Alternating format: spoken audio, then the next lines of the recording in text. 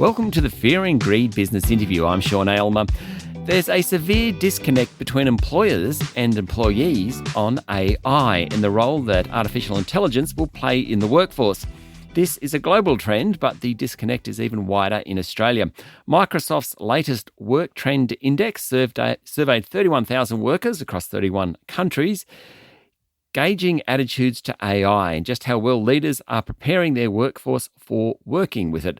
Stephen Worrall is the Managing Director at Microsoft Australia and New Zealand. He joins me in the studio. Stephen, welcome to Fear and Greed. Great to be here with you. First up question, which took me a while to work out once I was reading the survey. What's an AI agent? Because it's kind of a new concept. It is a new concept, and I suppose generative AI and this whole world of AI itself is still new. And so there's a lot that's emerging. And as we apply the technology, we're starting to see different ways of putting it to use. But generative AI, November 30, 2022, ChatGPT was the sort of official launch of that on our consciousness. And over the last 2.5 years, we've started to see that technology being applied in different ways.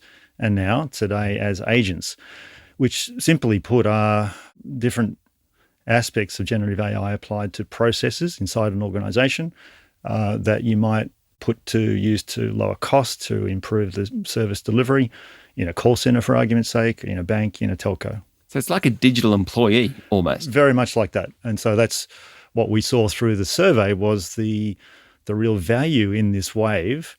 What we're seeing at the moment is using generative AI as a personal assistant, a chatbot, if you will, which is a fantastic way for the technology to be used. But the real value in taking cost out of businesses and indeed changing the way in which we interact with technology is in looking at automating processes. And that's what agentic AI is all about. Yeah, I must say, once I read that, I just sort of thought in our business, Fear and Greed, think of it as another person to do the work as opposed to something to help me do the work. That's right. And it actually does make you think about it differently when that's the case. Indeed. Why is there such a disconnect then between employers and employees around AI? I think because we are at such an early stage in the use of the technology. And if you go back over history, you'll see when new technology waves emerge, there's always concerns about what does this mean for me, for my industry? Do I have a job in future? These are questions that have been asked in other industrial revolutions and other stages when we've seen general purpose technologies evolve and emerge on the scene. So it's not unusual that these conversations would come up. And I think what we're seeing are the logical questions that arise both from a worker's point of view, but also from a leadership and a managerial perspective in terms of how best do we put this technology to work in a safe and responsible way so that we can tap into the benefits that we know exist. So what's the answer to that? How is the best way, and particularly around organisational structure, because what the survey says about organisational structure is really interesting. It is. Well, if I just address that for a moment, from an organisational point of view, you can imagine a world in future where you'll have lots of agents performing all sorts of functions inside an organisation. Yeah. And the human interaction will then come in terms of let's understand at a particular point in the process what has been produced by that agent to make sure that we're still on track. And then, of course, we can continue. So human interaction and human engagement obviously is still very much part of that way of working. But of course, what needs to happen is a conversation between everyone in the community in terms of, again, how do we want to use this technology safely and responsibly? And I think that involves unions, that involves organisations, it involves the government, of course, and that's why you see that debate so clearly on the agenda at the moment, leading into the productivity summit that we'll see here later in August. What about workplace structures? The idea that we don't so much work in functions as, it's a very sort of agile, very tech style approach. We work on projects rather than functions. Well, I think organisations have evolved from the last industrial revolution. And so in a sense, many of the assumptions we make today about how organisations are organised and how we perform work are based on the technologies of previous industrial revolutions. And so this is why it becomes such an interesting and difficult conversation, I suppose, because we're at the very early stages and a lot of things are becoming clearer as we move ahead, as we understand just exactly how to use the technology.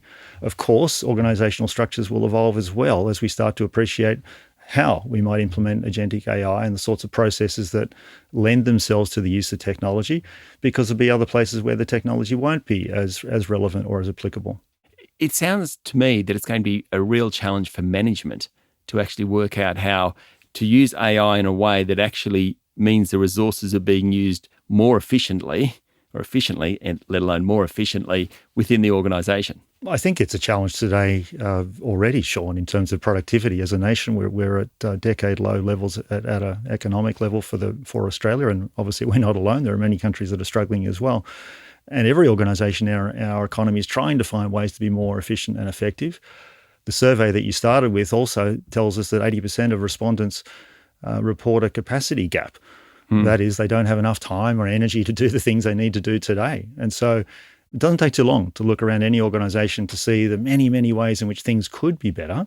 And we think agentic AI and this new wave of technology presents many of the answers, not all, but many of the answers to those questions. And so, yes, it's a challenge, but it's also a massive opportunity for us as leaders, as organisations, and I would say as a country to think about how do we use this moment to make the most of it. Stay with me, Stephen. We'll be back in a minute.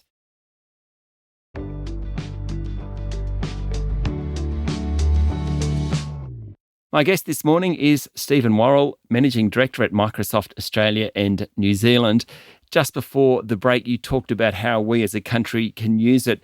That survey, 31,000 respondents, 31 countries. Where does Australia sit in the AI evolution? We're more sceptical when there are other surveys that confirm the same conclusion that we saw, that there's still many questions being asked here that other countries aren't asking. And so you see different economies approaching this moment in a different way. Many economies and countries looking at this as their opportunity to leapfrog, perhaps those that haven't participated in some of the technology evolutions of the last couple of changes that we've seen. And so I think, again, that's a natural consequence of who we are as a community and where our economy has evolved from and where we're headed to. But I'm also confident that with conversation and getting the right people at the table to talk through the potential applications of the technology, again, managing the risks and making sure we do it in a safe and responsible way, that this can be an awesome opportunity for us as a country to continue to progress and develop. The survey talks about frontier firms. Explain that. Yeah, a frontier firm is one essentially that's understanding the opportunity and then taking the steps necessary to leverage the technology. They're also the organisations that are very clear on agentic AI. And so they talk very clearly about establishing human leadership for agents in their processes to drive efficiencies, to find better ways of delivering service and to drive cost out of their business, but to do it in a way that meets community expectations and obviously manages the interests of the employees inside that organisation today. Stephen, I've got to say, you've used the word agentic a few times. This is one of those new words, isn't it? It is, unfortunately. My industry, we have a habit of coming up with new words, and this is one that we may have to get used to. So just think of it as a process that's been automated by a new piece of technology, and we call it an agent. Yeah. Okay. What's the cost if Australia doesn't keep up with it, or if individual firms don't keep up with it? Look, I think it doesn't take too long to look around the world to see countries stating clearly that they want to be leaders in the use of artificial intelligence, many in our region and many in Europe and, of course, the US. It's very obvious that many have identified this wave as the one that will help them to establish competitive advantage and obviously to help them as they continue to shift their economies. So I think there's a very clear signal to us as a nation to take the steps that are necessary. And maybe back to your last question, the thing that we really need to do is to have the conversations that I'm pointing to, but also to skill ourselves to understand how to use this technology. And I don't mean one or two people inside the organisation or the tech team. I mean every leader and every employee in any industry needs to think deeply about where will AI impact their job or might it impact their job, so that they can form their own point of view, which then I think raises the quality of the discussion that we then have. Okay, if I'm listening to this podcast this morning and I run a business, be that 5 people, 50 people, 500 people, and I'm saying that we're using it, but that's probably just using Copilot, to be perfectly honest, right? Right. What do I do? Like, what should I go out and do today? Right. Well, this is one of the things that I give great credit to the New South Wales government for, just as one example. Other governments around the country are doing the same thing, but they're bringing education to make it available for small and medium businesses and to make it easy for anyone in the community to tap into the latest in relation to AI or cyber or machine learning, for argument's sake. In fact, the New South Wales government has an investment out at Meadowbank, the Institute of Applied Technology, which runs a series of short courses. It could be a webcast for an hour, all the way through to a couple of weeks or a couple of months, depending on your appetite. And it's those classes that we think are so vital to help small and medium businesses, mums and dads, to understand what is this thing called AI, agentic AI, and all the other buzzwords that might come out of the industry, and how could it impact on my business? How could it impact on my life? Acknowledging at the same time, Sean, that people are using this technology already on their phones. And so Australians have been great users of technology in the past, and we will again. And I think it's through education and the skilling programs that I'm talking about, where I hope we can raise the quality of the conversation so that we can then put it to use in the national interest. Stephen, thank you for talking to Fear and Greed. Thank you, Sean. That was Stephen Worrall, Managing Director at Microsoft Australia and New Zealand. This is the Fear and Greed Business Interview. Join us every morning for the full episode of Fear and Greed, business news you can use. I'm Sean Aylmer. Enjoy your day.